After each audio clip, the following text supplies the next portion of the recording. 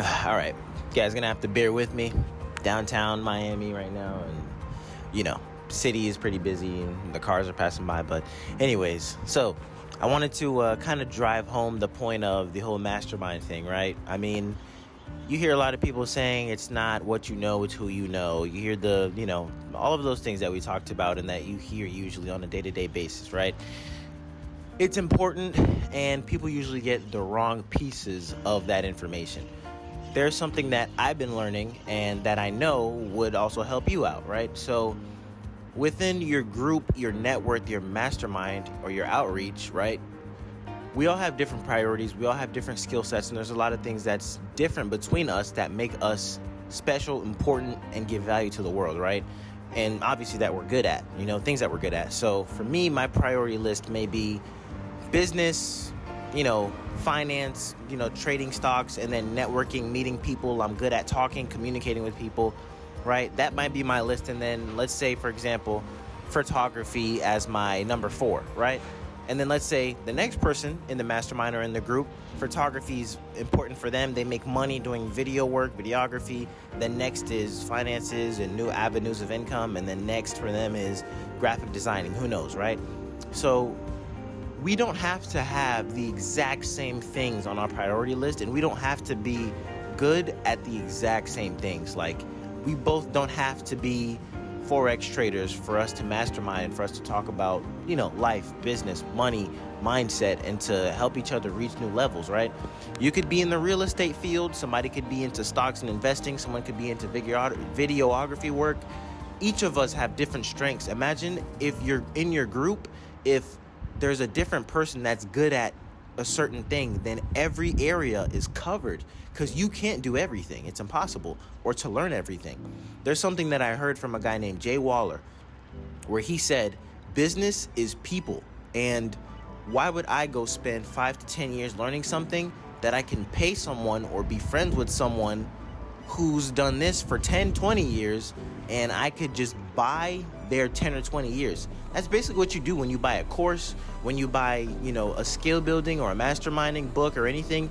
You're paying or you're getting somebody's 10, 20 plus years of experience and knowledge and the work that they put in.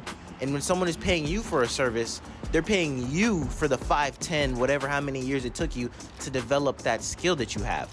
And people misunderstand that's exactly what a mastermind is, because it's a hive mind of individuals that are good at something, right? So think about it. The mind in every sector in your brain is an individual, right? So on this sector of the mastermind, one person's finance, one person's net worth, one person's real estate, one person's property, one person's a rental car company. So imagine someone in the group that's good at networking, talking to people, meeting people. Imagine that person's outreach and their connections is your outreach and your connections. That's why they say your network is almost damn near equivalent to your net worth, because that's the access and the outreach that you have is the same one that they do, basically. And I'm learning that, someone else in my mastermind group may be, their top priority is camera work. My top priority isn't camera work, but that doesn't mean we can't come together, mastermind, talk about things, give each other value. He's good at camera work. I'm good at business, finance, and tech. I can help him with certain things, and he can help me with video work and etc. and his skills. And we're useful and we add value to each other in that relationship. A lot of relationships that you guys have, no one is really adding value to each other.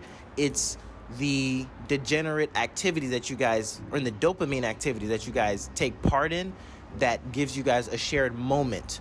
But when that activity is over with, you guys really have no connection or add any value to each other. That's why in school, do you remember that one friend that you had, quote unquote, that the only thing you guys had in common was you guys shared the same class. You guys had one class together. So that's the reason why you guys would talk to each other in the first place. But when that class was over with, or if the schedule got switched, you guys never talk to each other anymore. That's because you guys never actually added value to each other in that relationship outside of circumstance. It's the same thing with money. If you live in a certain area, that's why when you start making more money, you can't really relate to those people anymore from where you used to live at back in your old hometown or whatever it is, because you guys were only together because of circumstance. So when you changed your circumstance, the base of your foundation of the relationship that you have or the friendship that you have wasn't off of something concrete, and that is something that could evolve.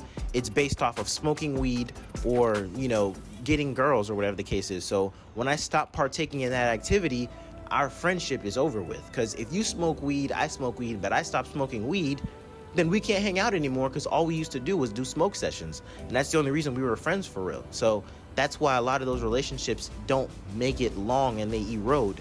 And I will say another issue with today's, the way that people view relationships in this current market today is friendships, relationships, all of it is people want to just receive without adding value back.